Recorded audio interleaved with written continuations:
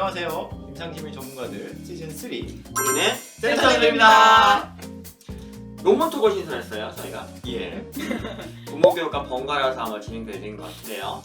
네, 논문톡에서는 한국심리학회에서 발표한 논문을 통해서 흥미로운 논문을 선정한 다음에 특히나 실생활에 도움이 되는 내용을 알아보는 시간입니다.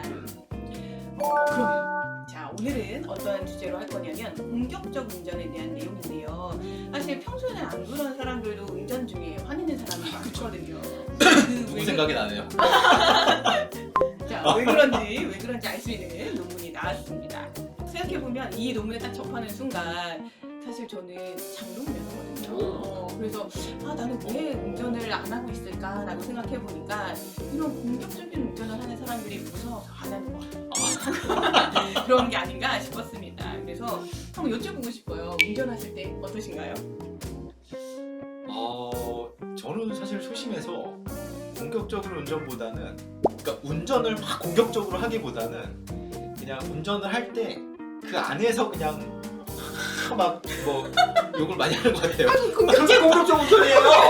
아니 운전은 세게 안 한다니까. 공격하는 거라니까 이게. 이거는 공격적 운전이 아니고 이거 생화예요. 자각이 부족하시네. 생활아니요? 이게 액팅아웃인가? 어떤지 가족의 말도 한번 들어봐야죠. 예, 참고로 네. 가족이 있을 때는 오. 이게 욕도 하지 않죠. 그럼. 완전히 안 하면 못하겠지. 알겠습니다. 안쌤은 저는 개인적으로 되게 운전을 얌전하게 한다고 생각하는데 아내는 동의를 안 하고요. 저는 이렇게 막 칼치기 막 이런 건 안 하는데 고속도로에서 앞에 비어있으면 그냥 쭉 밟아요. 속도 쭉 내는 편이라서 앞에 누가 있으면 그냥 뭐 깜빡깜빡 그냥 따라가는데 없으면 이제 저 타면 나를 그러니까 이 안쌤은 본격적 운전은 아닌 것 같은데 약간 비안전 운전. 뭔가 안전하지 않다. 어릴 때부터 운전을 워낙 좋아해가지고 실은 운전하다가 보니까 좀 약간 스피드를 약간 즐기게 돼요. 근데 스피드 즐긴다고 그냥 운전 자체를 그냥 좋아하는 것 같아요. 네. 근데 뭐 생각을 해보면 운전할 때 이걸 조금 더 하는 것 같긴 하네요. 그러니까 이게 평소보다 욕에 대한 이 역치가 낮아져요. 그러니까 이런 거 보면 두 분도 그냥 평소에는 차분하신 것 같은데 왜 운전할 때 이렇게 공격적이 되는 걸까요? 평소에 속고 있는 거예요. 생각을 해보면 운전이라고 하는 게 굉장히 복잡한 의미예요. 그러니까 순간순간에 차나 뭐 사람이나 여러 가지 것들 전부 다 고려해야 되고 그 상황에서 나 뭐 이거랑 뭐 엑셀 발 감도나 뭐 여러 가지 정보를 한번에 처리해야 되는 과정이거든요. 그러니까 실은 굉장히 복잡한 행위인데 우리가 자동화되어 있어서 그게 에너지가 많이 쓰이는 건지를 모르는 거죠. 그러니까 인지적인 그 자원을 굉장히 많이 운전에 쓰고 있는 건데 마찬가지로 뭔가 욕을 하거나 충동적인 행동을 약간 누르는 것도 인지적 자원이 들어가거든요. 그러니까 이미 한정된 인지적 자원을 운전에 쓰고 있으니 이걸 막을 힘이 줄어드는 것 같아요. 그러다 보니까 평소보다 쉽게 뭐 공격 행동이나 뭐 욕이라든지 뭐 이런 것이 나오는 게 아닌가 싶습니다. 네, 맞아요. 이게 안쌤이 말한 게 자기조절 이론의 맥락에서 설명을 하는 거거든요. 우리가 어떤 생각이나 감정이나 행동을 조절할 데 필요한 자원이 한정이 되어 있는데 이게 이제 운전에 너무 많이 쓰이다 보니까 분노를 조절할 만한 자원이 남아있지 않은 거죠. 논문톡이라서 그런지 상당히 학구적으로 내용 가고 있습니다. 그럼요. 자, 다시 이제 논문 얘기로 돌아오도록 하겠습니다. 논문 내용 잠깐 요약을 해주신다면 예. 이 논문에 보면 자기애가 논문은 밑에 자막을 좀 참고해 주시고요.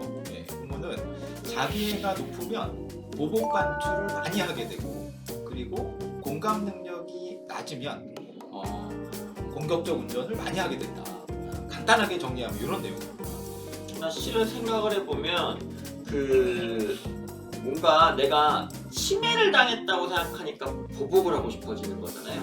근데 운전이라고 하는 공간이 생각보다 공간의 범위가 넓어요. 그냥 차 안에 있는 공간이 아니라 예를 들면 고속도로 1차선이라고 생각해보면 1차선은 추월선이기 때문에 제가 원하는 속도를 낼 수 있어야 되거든요.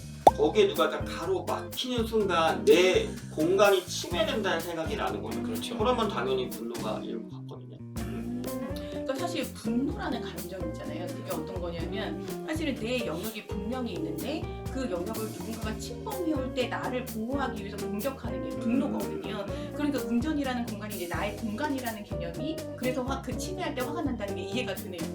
그런 침해를 당하는 측면도 있지만 나는 지키는데 지키지 않는 사람을 보면 우리가 또 화가 많이 나잖아요. 맞아요. 우리 이제 이 코로나 시국에 나는 마스크 쓰는데 마스크 안 쓰는 사람 보면 화나는 것처럼. 네, 그래서 내가 내는 화는 나는 잘 지키고 있으니까, 나는 100으로 가고 있으니까, 120 막 150 달리는 사람들 보면 화가 나는 게, 내 화는 되게 정당하다라는 생각이 들어서 화가 또 더 잘 나는 것도 있는 것 같아요.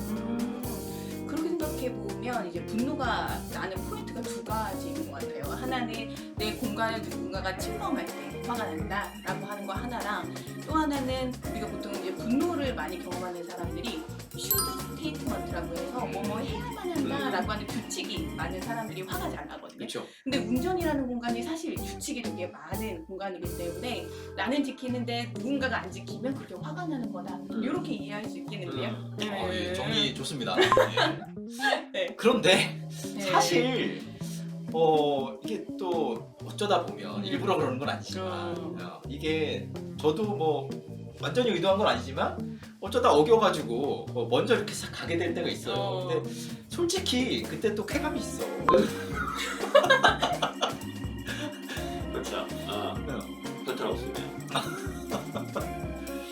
맨날 그런 건 아니지만, 내가 이제 사실 그렇게 해서 들어갈 때는 쾌감도 있지만 사실 미안한 것도 있잖아요.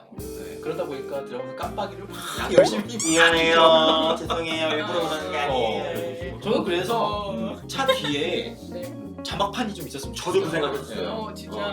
저는 정말 그러니까. 못 들었던 것입니다. 추워도 오디올 생각은 없었습니다. 뭐 이런 거. 이런 거 보면 두 분은 자기애는 아닌 겁니다.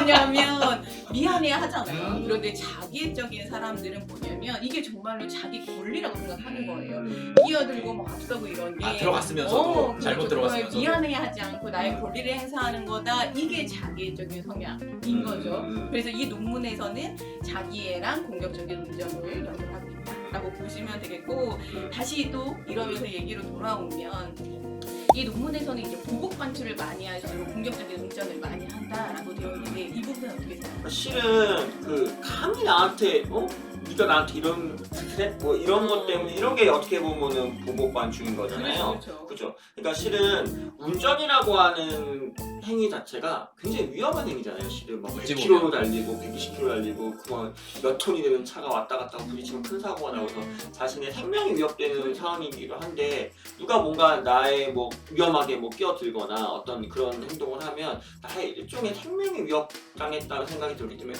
감히 나의 생명을, 그러니까 그런 식으로 좀 더 약간 비약이 되면서 좀 더 그런 좀 보복 행동, 그리고 자꾸 곱씹게 되잖아요. 자꾸 위험한 일이었으니까 나도 모르게 자꾸 떠오르거든요. 그런 게 같이 결합돼서 나도 좀 괴롭혀주고 싶다, 나도 복수하고 싶다 이런 생각이 들게 되면 그게 분노를 키우고 공격적 행동으로 나가는 것 같아요. 그래서 이게 그 자기애랑 연결지어서 봐야 되는 것 같다는 생각은 들고요. 근데 저는 사실은 운전할 때 이렇게 화를 내는 행위에 대해서는 사실 좀 일반적인 수준에서는 저는 좀 긍정적인 면이 있다고 봐요. 그래서 좀 궁금해서. 자기 변호? 그것도 되고 이것도 되고 주변에서 사실은 뭐 상담할 때뿐만이 아니라 지인들 중에서도 남편이 공격적 운전을 한다. 그래서 이거 어떻게 해야 되냐라고 하시는 분들이 있는데, 저는 되게 지인들은 그분이 어떤 분인지 아니까 그래서 그냥 둬라라고 해요.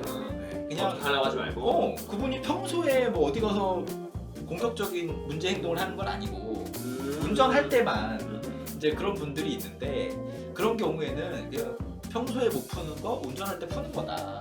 그러니까 그냥 좀 두고 좀 받아주는 게 좋다. 왜냐하면 이게 운전은 어찌 보면 이 차 안에서 이게 내가 욕을 상대한테 직접 하면 이게 진짜 싸우자는 게 되는데 그냥 욕하는 거 나 혼자 듣잖아요. 그러다 보니까 어찌 보면 이것이 화를 낼 수 있는, 가장 화는 내면서 아무도 해치지 않는 가장 좀 안전한 수단이 아닐까? 그런 생각이 들어서. 그러니까 운전이라고 하는 것 자체는 굉장히 위험한 행동은 맞고요. 근데 운전석이라고 할까? 그 공간은 또 되게 안전한 공간이거든요. 왜냐하면 우리가 어디서 욕을 할 때, 그냥 면전에서 하면은 사람 욕을 하거나 뭐 싸움이 되거나 뭐 이렇게 툭툭툭 할 수 있지만, 그 운전석 안에서는 내가 하는 욕이 안 들리잖아요. 그런 점에서 안전한 그렇죠. 그러니까 거구나. 보복에 대한 약간 뭐랄까 두려움이 굉장히 감소되는 나름의 안전한 공간이라고 하죠. 운전이나 행위는 위험하지만 운전석이라고 하는 그 공간은 상대적으로 굉장히 안전한 공간이라고 하죠. 인식할 때. 그러니까 화를 푸는 제일 좋은 방법은 나는 화를 냈는데 다친 사람이 아무도 없어요. 네. 그래서 예를 들어서 무슨 뭘 하나 팍 부셨는데 이 부신 것 때문에 피해를 본 사람은 아무도 없어. 나는 때렸으니까 화는 풀렸고. 약간 이제 이런 상황이라는 거죠. 그 차 안에서 혼자 화를 내는 상황이라는 게. 그러니까 이렇게 건강하게 안전하게 화를 낼 수 있으면 자기애는 아닌 거죠.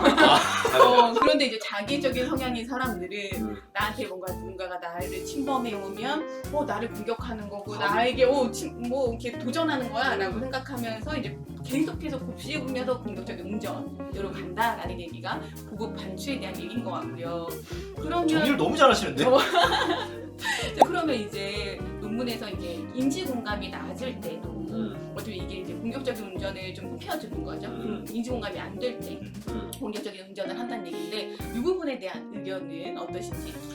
생각을 해보면 사람들이 언제 화가 나냐면 저 사람이 나한테 일부러 그러거나 나를 해야 할 목적이 분명하게 나한테 뭔가 행위를 했다 그러면 화가 더 많이 나거든요. 그러니까 실은 인지공감이라고 하는 게 저 사람이 뭐 나름의 사정이 있겠지, 저 사람이 뭐 꼭 일부러 그런 건 아니겠지, 약간 이런 것들, 저 사람이 나름 여기가 뭐 초행길이겠지 뭐 이렇게 생각하고 화가 덜 날 상황에서 이거 대놓고 일부러 내가 마음한테 끼어들었네, 약간 이런 식으로 좀 그 의도를 되게 부정적으로 해석하는 경우가 많다는 것 같아요. 그러니까 저 사람이 꼭 이렇게 할 다른 이유가 있었겠지 이렇게 생각을 못 하다 보니까 그러다 보니까 훨씬 더 화가 많이 나는 것 같고, 그러다 보니까 더 나도 공격 운전을 더 하고 싶은 약간 그런 생각이 드는 게 아닐까 싶어요. 그러니까 저도 말씀을 드리다 보면 저도 이제 운전을 하다 보면 운전이 오래됐으니까 꼭 위험한 행위를 당하거나 제가 뭔가 위험한 행위를 했을 때가 기억이 굉장히 강렬하게 남더라고요. 생각을 해보면 뇌에서 보면 해마랑 편도체가 붙어 있거든요.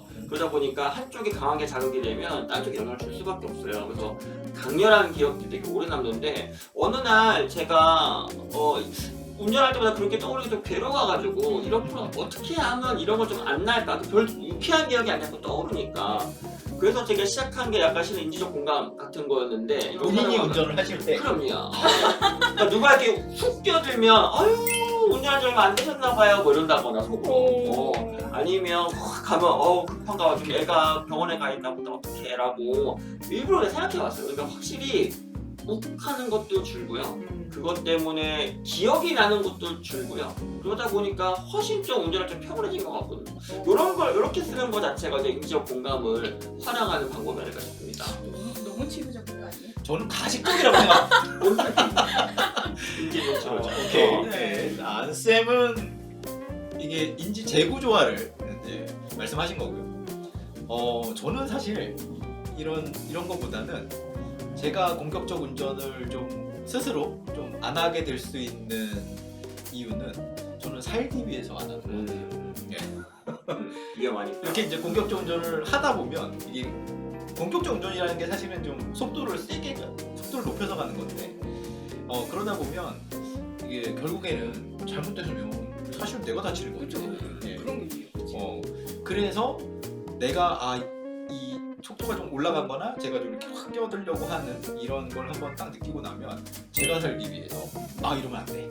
예, 그래서 저는 주의 전환을 좀 하는 것 같아요. 빨리 그냥 이 운전에 몰입하는 것보다는 뭐 음악을 좀 크게 튼다거나 아니면 좀 이렇게 앞만 보는 게 아니라 이렇게 옆에 풍경도 좀 본다거나 그런 식으로 살기 위해서. 그러니까 두 분 얘기를 종합해보면 혹은 논문 얘기를 종합해봐도 그렇고 이 공격적인 운전을 줄이기 위한 방법이 한 두 가지가 나온 것 같은데요. 하나는 이제 분노 감정이 들 때 그 분노 감정에 대해서 주의 전환을 하는 거죠. 다른 것들을 좀 생각하면서 주의 전환을 하는 거고, 또 하나는 우리 아까 얘기 나왔던 인지적인 재구조화를 하는 건데 그 인지적인 재구조화 중에서도 그 사람의 입장을 생각하는 거, 상대방의 입장을 생각하는 게 아마도 이 공격적인 운전을 줄이기 위한 두 가지 방법인 것 같습니다. 그러니까 예를 들어 아까 주의 전환 같은 경우는 보복 반출을 되게 죽이는 방법인 것 같아요. 그러니까 그러면서 이제 곱씹지 않으니까. 네네네. 그리고 이제 인지적 공감, 아까 인지재구조가 얘기했던 거는 좀 그쪽을 입장하는 걸 쓰는 거니까 인지적 구조 같은 게 어떻게 보면 인지적 공감을 좀 높여주는 행위인 거 아닌가 싶습니다. 네, 좋습니다. 잘하고 있었군요, 저희가. 근데 두 분의 얘기를 듣고 제가 이렇게 마무리를 하면서도 그래도 무섭다. 예, 운전 여전히 잘 못하겠다. 예, 이런 마음이 좀 듭니다. 노출을 하셔야 됩니다. 파이팅! 많이 할수록 네. 느는 거기 때문에요. 네, 네. 저는 상담자니까 노출 한번 해보도록 네. 하겠습니다. 그럼 이쪽에서 마무리 한번 줘볼까요? 네. 예. 자, 여기는 임상현 임상현 약입니다. 아, 이군요. 마지막엔 양손.